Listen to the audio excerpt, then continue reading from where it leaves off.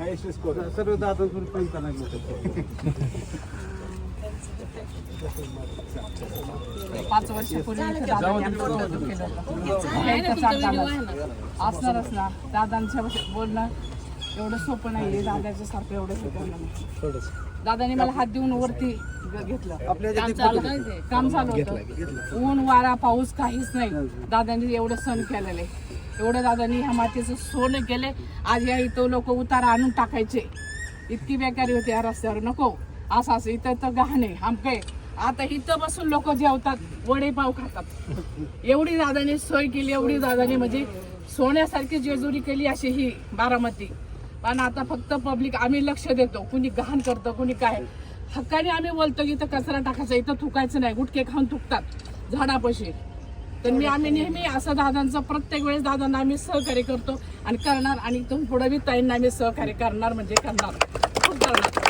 आम्ही वॉकिंगला येताना आमच्या बरोबर दादांनी चहा सुद्धा घेतलाय. आम्ही इथं नेहमी फिरायला येतो, दादांनी आमच्यावर इथं त्या तिथं पुढे तुप्यांच्या तिथं चहा सुद्धा दादांनी घेतला आमच्या बरोबर. एवढं दादांना आपुलकीपणा वाटायचा. पण दादासारखं हेच नाही की मला थरथर सगळ्यांना घरातलीच म्हणायचे ना, घरातलंच नाही, आमच्या घरातलं कुटुंब आहे. ती काही सात आहेत आणि ते पण होते माझ्याबरोबर. आणि बोलव तेवढं माझ्या मालकांना पण इतकं सह केलं, मुलांना त्यांना खूप सांगितलं होतं. आणि सगळ्यांच्यासाठी करतात, असं काही नाही. त्यांच्या केलं आणि आता इथून पुढे पण मी करत राहणार. नक्की नक्की तुम्ही आहे ना, तुम्हाला आमचा पाठिंबा तुम्हाला आहे, नक्की आहे, नक्की आहे, हे मात्र पाठिंबा आहे. आणि बोलव तेवढंच माझं अंग थरथर कापायला लागलं की हा इथं होतंय दादा, इथलं मला हात दिला वरती. आणि थंडी नाही, वारा नाही, काही नाही. आमच्या अंगावर शेवटर, पण त्यांच्या अंगावर बिलकुल काही नसायचं नाही.